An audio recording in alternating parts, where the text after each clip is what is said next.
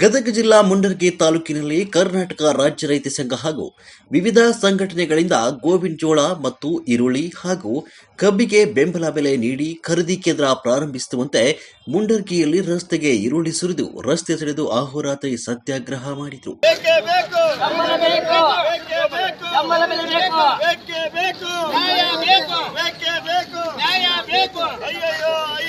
ಅನ್ಯಾಯ ಅನ್ಯಾಯ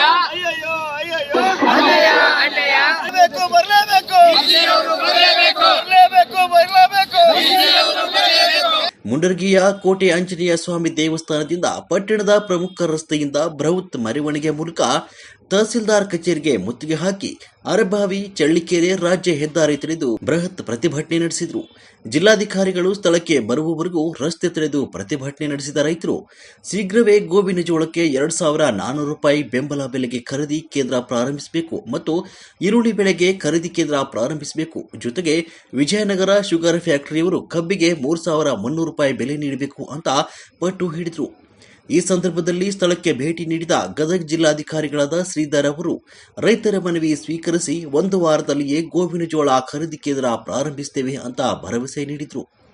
ದಲಿತ ಸಂಘರ್ಷ ಸಮಿತಿ ಅಂಬೇಡ್ಕರ್ ವಾದದಿಂದ ಈ ಒಂದು ರೈತರ ಹೋರಾಟಕ್ಕೆ ನಾವು ಬೆಂಬಲವನ್ನು ಕೊಡ್ತಾ ಸರ್ಕಾರದ ಗಮನವನ್ನು ಸೆಳೆಯಲಿಕ್ಕೆ ನಾವು ಈಗ ಒಂದು ಮನವಿ ಪತ್ರವನ್ನು ಮಾನ್ಯ ತಹಸೀಲ್ದಾರ್ ಮುಂಡರಗಿಯವರ ಮೂಲಕ ಮಾನ್ಯ ಮುಖ್ಯಮಂತ್ರಿಗಳಿಗೆ ನಮ್ಮ ಸಂಘದ ವತಿಯಿಂದ ಬೆಂಬಲವಾಗಿ ನಾವು ಮನವಿಯನ್ನು ಕೊಡ್ತಾ ಇದ್ದೇವೆ.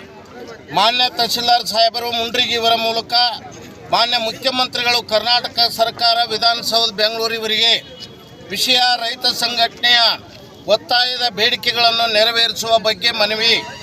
ಮಾನ್ಯರೇ, ಮೇಲ್ಕಾಣಿಸಿದ ವಿಷಯಕ್ಕೆ ಸಂಬಂಧಿಸಿದಂತೆ ಗದಗ ಜಿಲ್ಲಾ ಮುಂಡರಗಿ ತಾಲೂಕಿನ ತಹಸೀಲ್ದಾರ್ ಕಚೇರಿ ಮುಂದೆ ಸತ್ಯಾಗ್ರಹ ಕಾರ್ಯಕ್ರಮ ಹಮ್ಮಿಕೊಂಡು ಕರಪತ್ರದಲ್ಲಿರುವ ಕಾಣಿಸಿರುವ ಮುಖ್ಯ ಬೇಡಿಕೆಗಳನ್ನು ಸರ್ಕಾರ ನೆರವೇರಿಸಬೇಕೆಂಬ ಕೂಗಿಗೆ ಕರ್ನಾಟಕ ರಾಜ್ಯ ದಲಿತ ಸಂಘರ್ಷ ಸಮಿತಿ ಬೆಂಬಲ ಕೊಡುತ್ತಿದೆ. 80,000 ರೂಪಾಯಿ ಖರ್ಚು ಕೊಡಿದ್ರಿ ಸರ್, ಇವತ್ತು 70 ಬರ್ತೀಯಪ್ಪ ಅಂತ ಕೇಳಿದ್ರೆ ಒಲ್ರಿ ನಾವು ಮಾರ್ಕೆಟ್ ಇಲ್ಲ ನಾವು ಅಲ್ಲೇ ಅಂತಂದ್ರಿ. ಸರ್ಕಾರದಲ್ಲಿ ಸರ್ ಹೋದ ವರ್ಷ ಉಳ್ಳಾಗಡ್ಡಿ ಬೆಳೆದಿದ್ವಲ್ಲ, ಗ್ರಾಹಕರ ಕಂಡಲ್ಲಿ ನೀರು ಅಂತ ನೀವು ಮಧ್ಯ ಪ್ರವೇಶ ಮಾಡಿದ್ರೆ ಮಾರ್ಕೆಟ್ಗೆ, ನೀವೇ ಮಧ್ಯ ಪ್ರವೇಶ ಮಾಡಿದ್ರೆ ಅವಾಗ ರೇಟ್ ಬಂದಿತ್ತು, ರೈತರು ಒಳ್ಳೆಯದಾಗಿತ್ತು. ಅವಾಗ ಮಧ್ಯ ಪ್ರವೇಶ ಮಾಡಿದ್ರೆ ಸರ್ಕಾರದವರು, ಈಗ ಸರ್ಕಾರದವ್ರು ಮಧ್ಯ ಪ್ರವೇಶ ಮಾಡಬಾರ್ದು ಅಂದ್ರೆ ರೈತ ಬೆಳೆದಾಗ ದೊಡ್ಡ ರೇಟ್ ಬಂದ್ಬಿಟ್ಟಾನ, ನೀವು ಸರ್ಕಾರದವ್ರು ಮಧ್ಯ ಪ್ರವೇಶ ಮಾಡ್ತೀರಿ. ಈಗ ರೈತ ನೋವಾಗೈತಿ, ಮಧ್ಯ ಪ್ರವೇಶ ಮಾಡಿ ಪರಿಹಾರ ಕೊಡ್ರಿ.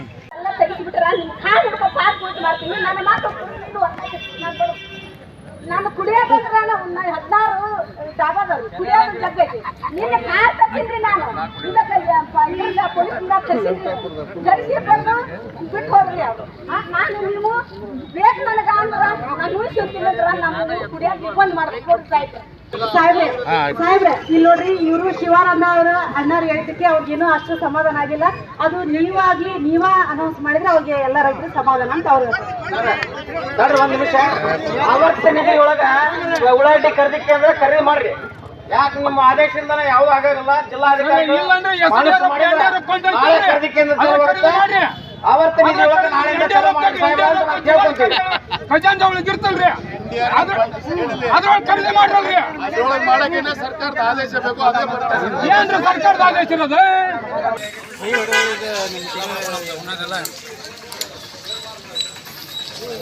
ಹೇಳ್ರಿ ಬೀರ, ಸರ್